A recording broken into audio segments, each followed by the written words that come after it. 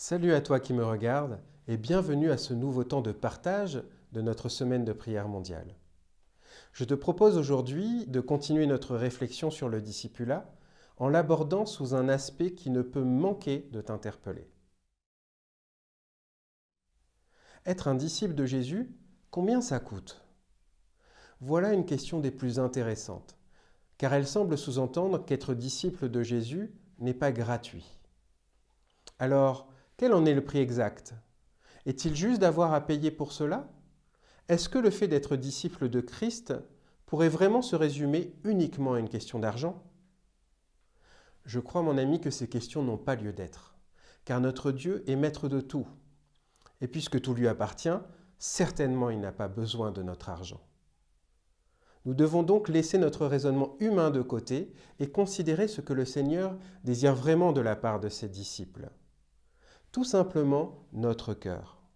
Il le désire tout entier, dans le but de le changer, de le purifier, de le transformer, afin que nous soyons des créatures nouvelles, attachées aux choses spirituelles et non aux choses charnelles. Il n'est donc pas du tout question d'argent ici, ou tout au moins pas directement. Il s'agit plutôt pour le Seigneur de nous inciter à nous projeter dans une vision éternelle et non éphémère, d'investir sur un trésor durable et non périssable. Tout au long de son ministère, Jésus a constamment prêché le royaume de Dieu.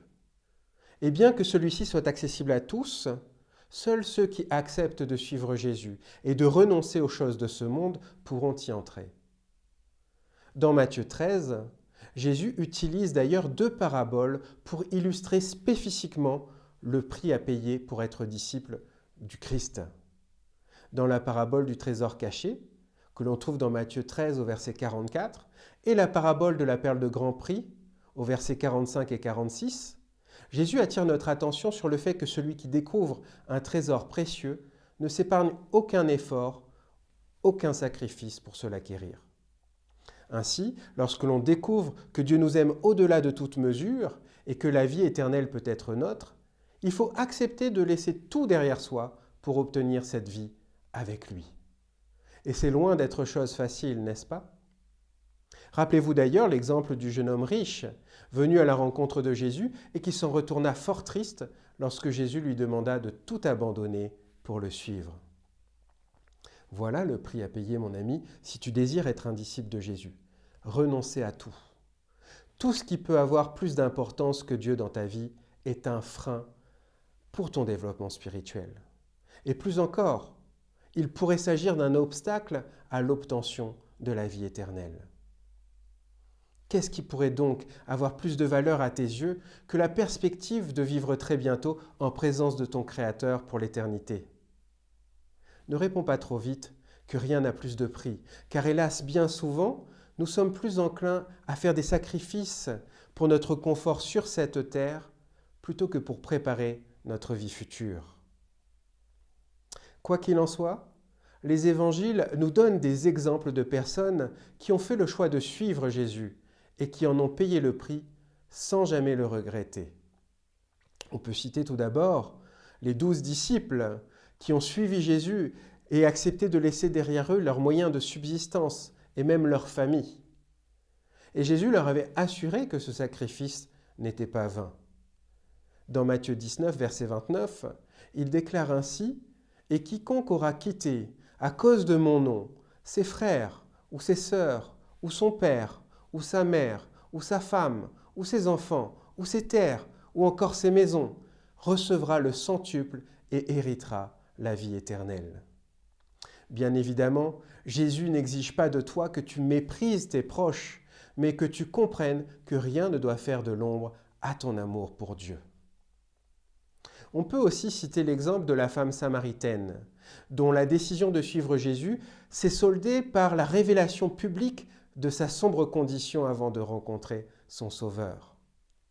Pourtant, elle ne se soucia nullement de sa sombre réputation lorsqu'elle se précipita vers ses contemporains qu'elle fuyait jadis pour leur présenter le véritable libérateur. Enfin, il y a un dernier personnage que je veux citer ici et qui peut facilement nous faire comprendre ce qu'il en coûte de suivre Jésus. Son histoire est relatée dans Luc au chapitre 19. Il s'agit de Zachée, un petit homme de mauvaise réputation lui aussi, et qui était particulièrement méprisé de toute la société. Mais sa rencontre avec Jésus le transforma radicalement. Dès l'instant où il fit l'expérience de l'amour du Sauveur dans sa vie, il cessa de s'intéresser aux choses terrestres qui lui paraissaient désormais vaines et sans valeur. Et c'est joyeux et rempli d'amour qu'il renonça aux richesses de ce monde en échange de la paix et de la vie éternelle. Mon ami, Jésus t'interpelle aujourd'hui.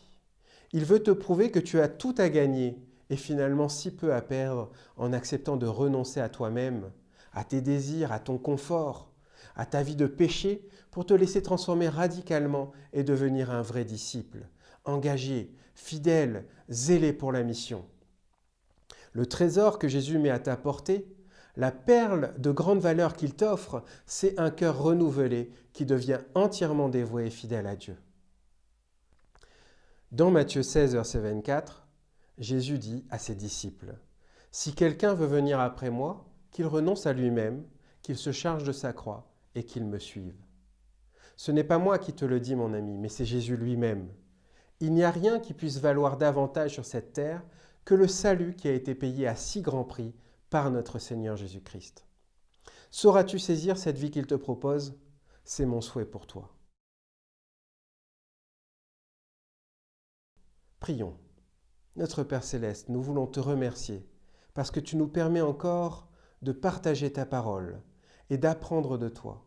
Et ce soir, tu veux nous rappeler que nous avons besoin de comprendre qu'il n'y a pas de sacrifice plus grand que de se donner pour toi, parce que tu as fait pour nous quelque chose de plus grand prix encore en nous offrant ta vie.